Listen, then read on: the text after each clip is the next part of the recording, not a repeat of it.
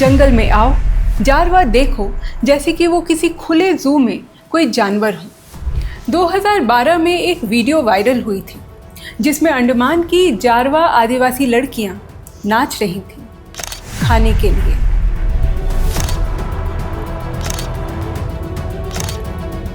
इस वीडियो में टूरिस्ट हंस रहे थे, तालियां बजा रहे थे जैसे कि लड़कियां नाच नहीं रही हों, मदारी का कोई खेल चल रहा हो। मे बी आपने भी ये वीडियो देखी हो, देखकर शायद इसे फॉरवर्ड भी किया हो, या देखकर शायद आपको भी बहुत ही बुरा लगा हो। पहली नज़र में लगता है कि इस वीडियो का विलेन ढूंढना बहुत ही आसान है, लेकिन सच तो ये है कि ये इतना सिंपल भी नहीं है और शायद इस वीडियो की कहानी बहुत पहले ही शुरू हो चुकी थी।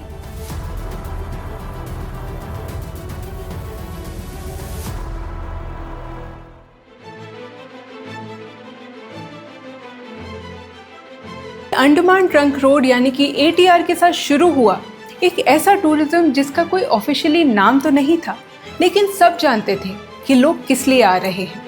जारवा टूरिज्म। जंगल में आओ, जारवा देखो जैसे कि वो किसी खुले जू में कोई जानवर हो।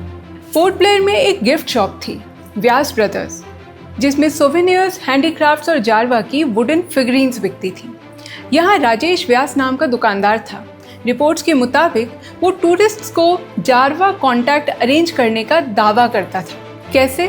इतना समझ लीजिए कि जारवा कॉन्टैक्ट अब एक बिजनेस बन चुका था। अंडमान ट्रंक रोड पर अकेली गाड़ी चलानी अलाउड नहीं है।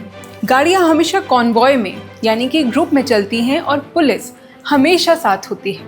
जिरकाटांग चेक पोस्ट, जो कि जारवा रिजर्व का एंट्री पॉइंट है, वहाँ पर हर सुबह गाड़ियों और बसेस की लंबी लाइन लगती है। सुबह 6 बजे गेट खुलता है। एक प्री रिकॉर्डेड वॉइस आती है, no photos, no contact, no stopping. फिर कॉन्वॉय अंदर जाती है पुलिस एस्कॉर्ट के साथ। गुड्डू यानी कि राजेश व्यास का कॉन्टैक्ट इसी कॉन्वॉय में गाड़ी चलाता था और वो जानता था कि कॉन्वॉय में भी कई बार मौके मिल जाते हैं। कॉन्वॉय को देखकर कई बार जारवा खुद सड़क पर आ जाते थे खाने पीने की चीज़ों की तलाश में।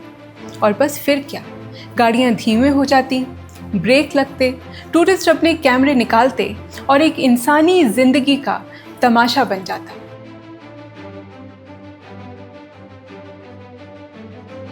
लेकिन ATR पर जो दिखता था वो सिर्फ सरफेस था। असली कहानी तो जंगल के अंदर चल रही थी। शिकार के लिए पोचर्स घुसते थे, लोग लकड़ी इकट्ठा करने के लिए आते थे और कुछ लोग जारवा लड़कियों के लिए शराब और मारुआना यानी कि गांजा लेकर। अंडमान क्रॉनिकल को एक जारवा लड़के ने ये खुद बताया कि बाहर के आदमी उनकी लड़कियों को इन चीज़ों के बदले फुसलाते हैं और वो ऐसा होते हुए रोक नहीं पा रहे हैं। ह्यूमन सफारी सिर्फ फ़ोटो खींचने तक नहीं रुकी, उसने और भी शर्मनाक रूप ले लिया और उसका सबसे बदनाम एग्जाम्पल था एक वीडियो। और फिर वो हुआ जिसने पूरे देश को हिला दिया। सितंबर 2008। खाकी यूनिफॉर्म में एक आदमी था जो कॉन्वॉय का हिस्सा था। वो कॉन्वॉय में इसलिए था ताकि वो जारवास को कॉन्वॉय से और कॉन्वॉय को जारवास से प्रोटेक्ट कर सके।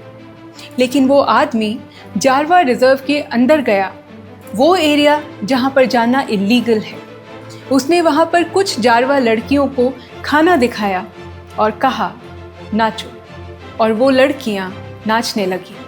टूरिस्ट ने वीडियो बनाई, तालियां बजाई और ये वीडियो करीब 3-4 साल बाद 2012 में वायरल हुआ, जब लंदन के ऑब्जर्वर न्यूज़पेपर के रिपोर्टर गैथिन चैम्बरलेन ने पब्लिश किया। उन्होंने बताया कि कैसे उन्हें ये वीडियो लोकल टूर गाइड से मिली थी। वीडियो के वायरल होते ही इंडिया में हंगामा हो गया और होम मिनिस्ट्री ने 24 घंटे में रिपोर्ट मांगी। ट्राइबल अफेयर्स मिनिस्टर्स ने कहा कि इंसानों के साथ जानवरों के जैसा सलूक नहीं होना चाहिए। पहले जवाब मिला कि ये वीडियो पुरानी है, फिर कहा गया कि यूनिफॉर्म वाला शख्स अंडमान पुलिस का नहीं है, लेकिन इंक्वायरी आगे बढ़ती चली गई। वीडियो फ्रेम बाय फ्रेम देखी गई, 40 ऑफिशियल्स की लिस्ट भी बनी। जारवा लड़कियों को उसी एटीआर पर लाया गया और इन ऑफिशियल्स की आइडेंटिफिकेशन परेड हुई। तीनों ने एक ही चेहरा पहचाना, कांस्टेबल सिल्वेरियस किंडो। वो अरेस्ट हुआ, सस्पेंड हुआ। राजेश व्यास और गुड्डू का नाम भी इस केस में आया। वो लोग भी अरेस्ट हुए इन लड़कियों का वीडियो सर्कुलेट करने के लिए। अब एक सवाल, टेक्निकली न तो उन लड़कियों को डराया गया था, न उन्हें मारा पीटा गया था, न ही उन्हें छुआ गया था। उन्हें सिर्फ नाचने के लिए कहा था। लेकिन क्या वो लड़कियां अपनी मर्जी से नाची थीं? वो नाची थीं क्योंकि उस यूनिफॉर्म वाले आदमी के पास खाना था और खाना चाहिए था, बस। उन्हें तो ये तक नहीं पता था कि वीडियो क्या होता है, और उनकी ये वीडियो पूरी दुनिया में सर्कुलेट हो चुकी है। और शायद उन्हें आज तक ये पता नहीं होगा कि दुनिया भर के लोगों ने उनको नाचते हुए देखा है। आखिर हम जारवा के पास क्या लेकर गए? हम उनके जंगलों में घुस गए, स्टील के बर्तन लेकर, कपड़े लेकर, दवाइयाँ लेकर, हिंदी के कुछ शब्द लेकर। पर सिर्फ यही नहीं लेकर गए, हम साथ में ले गए तंबाकू, शराब, गांजा और वो लालच भी जो बाहरी दुनिया का पार्ट था, उनकी दुनिया का नहीं। जारवा की दुनिया में पैसा नहीं था, न दुकानें थी, न ब्रांड्स थी। जंगल जो भी देता था बस वही काफ़ी था। लेकिन कॉन्टैक्ट के बाद एक नई दुनिया सामने खुलने लगी, जहाँ पर हर चीज़ अवेलेबल थी। एक जारवा आदमी था आशु। उसने एक रिपोर्टर को कहा कि तुम्हारी दुनिया बाहर है, मेरी दुनिया जंगल में है। लेकिन ये कहते हुए भी वो तंबाकू चबा रहा था, जो कि बाहरी दुनिया से आई थी। बाहर के लोगों के साथ जारवाओं के जंगल में शराब भी पहुंच गई और धीमे धीमे माहौल बदलने लगा। लोगों ने जारवाओं को शराब के नशे में लड़ते हुए भी देखा है। और फिर आई बीमारियाँ, ऐसी बीमारियाँ जो बाहर के लोगों के लिए तो आम थीं, लेकिन जारवाओं के लिए जानलेवा हो सकती थी, क्योंकि जारवाओं के शरीर ने उन बीमारियों का सामना पहले कभी नहीं किया था। 98, 99 और 2006 में वहाँ पर मीजल्स फैली। कॉन्टैक्ट अच्छा था या बुरा, ये सवाल पूछना तो बहुत आसान है, लेकिन इस सवाल का जवाब देना शायद नामुमकिन ही है। हम लोग दवाइयाँ भी लेकर गए और बीमारियाँ भी, मदद भी लेकर गए और मुश्किलें भी। लेकिन एक बात तो पक्की है, जारवा ने बाहरी दुनिया को नहीं ढूंढा था, बाहरी दुनिया ने जारवास को ढूंढा था।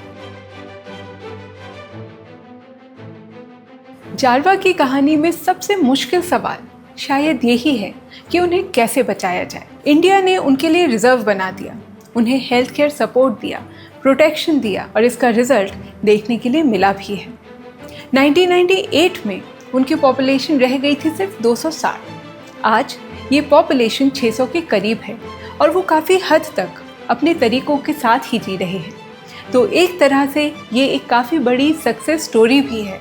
लेकिन फिर सवाल आता है कि क्या प्रोटेक्शन का मतलब उनको जंगलों में छोड़ देना है अकेले, या फिर उन्हें मेन स्ट्रीम सोसाइटी का हिस्सा बनना चाहिए, स्कूल, जॉब, मॉडर्न लाइफ।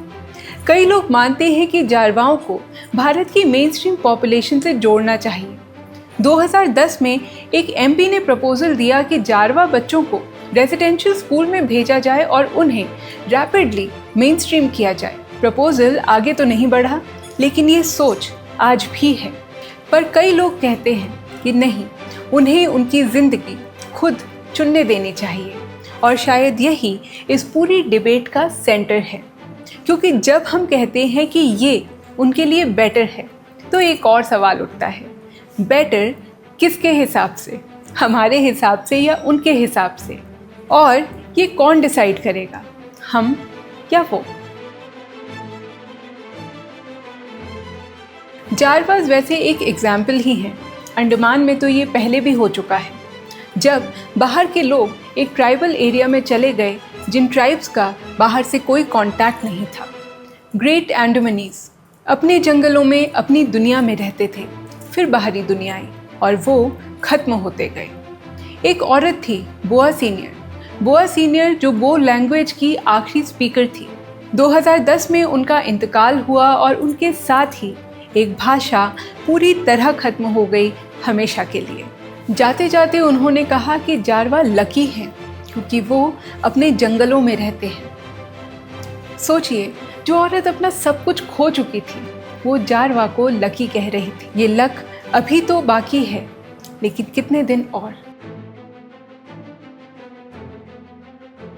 दुनिया को अंडमान के बारे में पहले से पता था। 1789 में यहाँ पर ब्रिटिशर्स आए। जारवाओं से कांटेक्ट करने की कोशिशें लगातार चलती रहीं, लेकिन हर बार जारवा इसको रेजिस्ट करते रहे। फिर 1970s में एक हाईवे बनी जिसको कहते हैं अंडमान ट्रंक रोड। ये पोर्ट ब्लेयर से डिगलीपुर तक पूरे 340 किलोमीटर लंबी रोड है। अगर देखें तो ये एक तरह का एनक्रोचमेंट था, क्योंकि हमारी सड़क जा रही थी जारवाओं के जंगल के ठीक बीच से, बिना उनकी इजाज़त लिए। और इसलिए कंस्ट्रक्शन के वक्त जारवाओं ने मजदूरों पर तीरों से हमला भी किया, लेकिन फिर भी रोड बनती रही और 1988 में वो पूरी हो गई। ट्रैफिक भी शुरू हो गया और रोड के साथ आए बाहरी लोग, शिकारी जो जारवाओं का शिकार चुराने लगे, सेटलर्स जो वहाँ की ज़मीन पर कब्जा करने लगे, और लकड़ी काटने वाले जो जंगल काटते ही चले गए। परिणाम ये हुआ कि जारवाओं का इलाका यानी कि उनकी टेरिटरी सिकुड़ने लगी। बाहर से आए लोग उनका शहद, मछली और जानवर लेने लग गए और इसकी वजह से जारवाओं के लिए मुसीबतें खड़ी हो गई। कुछ एरियाज़ में तो जारवास के लिए खुद के लिए कुछ बचता ही नहीं था। तो फिर 1997 में जारवा जंगल के बाहर निकलने लगे। कई रिसर्चर्स कहते हैं कि फूड शॉर्टेज इसका कारण था। कई रिसर्चर्स कहते हैं कि सिर्फ जिज्ञासा, क्यूरियोसिटी थी। असली रीज़न क्या है शायद हम ठोस तरीके से नहीं कह सकते, लेकिन अगर फूड प्रेशर इसका रीज़न था तो सवाल ये उठता है कि ये फूड प्रेशर बना किसकी वजह से। 2002 में 3 NGOs ने सुप्रीम कोर्ट में एक पिटीशन डाली और अंडमान ट्रंक रोड को बंद करने के लिए कहा। उन्होंने कहा कि जारवाओं के जंगल में आउटसाइडर्स आ रहे हैं, उनका खाना जा रहा है, उनका शिकार जा रहा है, उनकी ज़मीन जा रही है। UN कमेटी ने भी इंडिया को इस बात पर एक्शन लेने के लिए कहा, लेकिन अंडमान एडमिनिस्ट्रेशन ने ATR को बंद नहीं किया, क्योंकि हज़ारों लोगों की लाइफलाइन है। नॉर्थ और मिडिल अंडमान को कनेक्ट करने का कोई दूसरा रास्ता है ही नहीं। और फिर अंडमान एडमिनिस्ट्रेशन ने सुप्रीम कोर्ट में पिटीशन डाली कि वो अपना ऑर्डर रिवर्स कर ले। 2013 में सुप्रीम कोर्ट ने फिर से टूरिस्ट सफारीज पर इंटरिम बैन लगाया। रोड्स बंद हुई, ट्रैफिक कम हुआ और जारवा सेफ थे। पर कुछ महीनों के बाद ये बैन हटा लिया गया। अंडमान ट्रंक रोड आज भी खुली हुई है। रोड खोलो तो जारवाओं के लिए मुश्किल, रोड बंद करो तो बाकी लोगों के लिए। अब क्योंकि जारवास माइनॉरिटी में हैं, तो जाहिर है कि जो भी फैसला लिया जाएगा वो मेजॉरिटी के हक में लिया जाएगा। जारवा शायद नहीं जानते कि पूरी दुनिया उनके बारे में बातें कर रही है, उनके लिए लॉज बन रहे हैं, उनके लिए डिसीजंस लिए जा रहे हैं। वो तो बस अपने जंगलों में मस्त हैं जैसे हमेशा से थे, और हम उनके बारे में डिसाइड कर रहे हैं कि उन्हें कैसे जीना चाहिए। अगर आपको जारवास की ये सीरीज़ पसंद आई तो प्लीज़ आप हमारे चैनल द अननोन इंडिया को सब्सक्राइब ज़रूर कीजिए, क्योंकि ऐसी यूनिक स्टोरीज़ आपको यहीं पर मिलेंगी। इस वीडियो को शेयर कीजिए और लाइक कीजिए, और ऐसी और भी स्टोरीज़ के लिए हमारी वेबसाइट www.theunknownindia.com को फॉलो कीजिए।